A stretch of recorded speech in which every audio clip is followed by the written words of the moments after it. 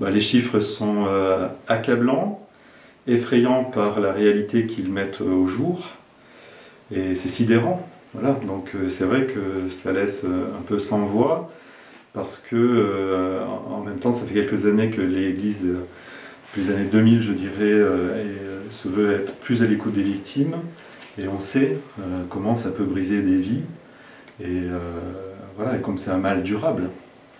Donc oui, c'est la sidération un peu qui, moi, me saisit à l'écoute de ces chiffres.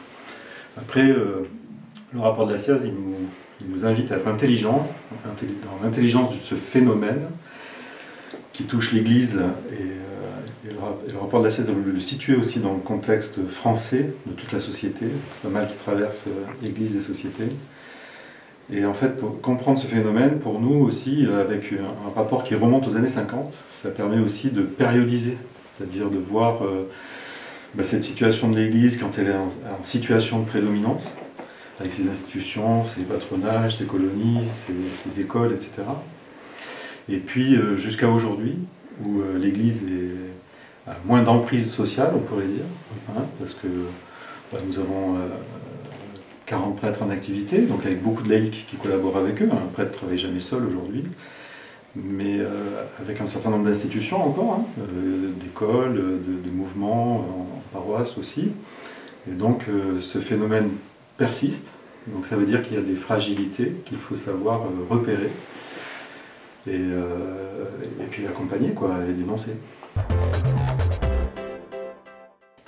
Le travail demandé depuis 3 ans par la SIAZ nous a permis de revisiter toutes nos archives depuis les années 50 et de repérer 12 cas dans lesquels on peut avoir des traces d'une lettre qui dit il y a eu un geste déplacé, pas forcément une agression sexuelle, mais une forme d'abus.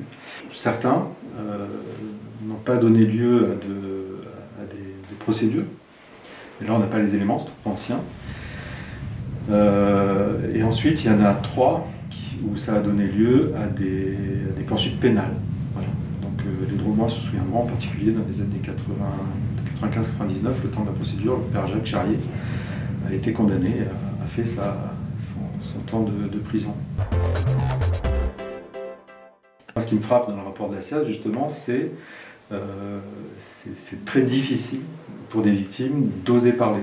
Alors c'est vrai qu'on encourage toutes les victimes à se signaler au 119, on a une cellule d'écoute avec Parole de victime 6, mais on sait que c'est très difficile et on espère que les mentalités, et même dans l'Église, on sera plus à même de savoir accueillir ces témoignages de victimes. C'est intolérable, ces chiffres, voilà. Après, c'est vrai que moi je me dis, pour celles qui ont parlé, combien n'ont pas parlé, et comment cette réalité, en fait, après la famille, on est l'institution qui est la plus concernée. Mais il ne faudrait pas minimiser rien, on ne peut pas minimiser des victimes qu'elles soient, c'est-à-dire dans le milieu familial, dans les associations, etc. Donc moi ce qui m'inquiète plutôt, c'est cet effroyable silence qui existe encore. Et j'espère que la démarche de l'Église, je pense le courage avec lequel on essaye d'affronter ça, eh bien ça peut être aussi un signal pour toute la société.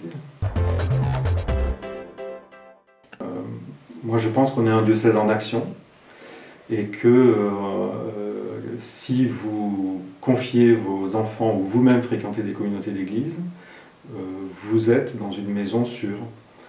Alors ça peut être paradoxal de dire ça, mais je pense qu'on essaye de professionnaliser la posture d'éducateur. Nous avons recruté une personne qui travaille pour l'éducation affective, relationnelle et sexuelle.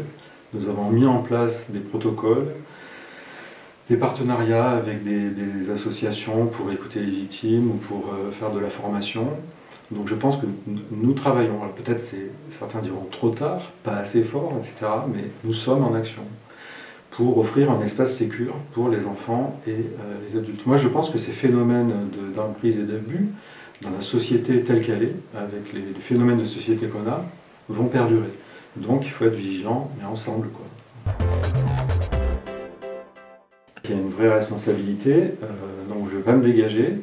Je pense que le risque zéro n'existe pas, c'est-à-dire que des personnes peuvent être, comment dire, les postures d'autorité, les postures paternelles, les postures d'accompagnement, ça peut être toujours un lieu où les choses se déséquilibrent, pour X raisons.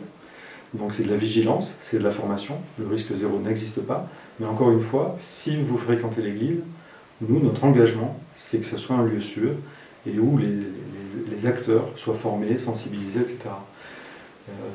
Je pense qu'on a encore beaucoup de travail à faire, mais que ce travail a déjà commencé.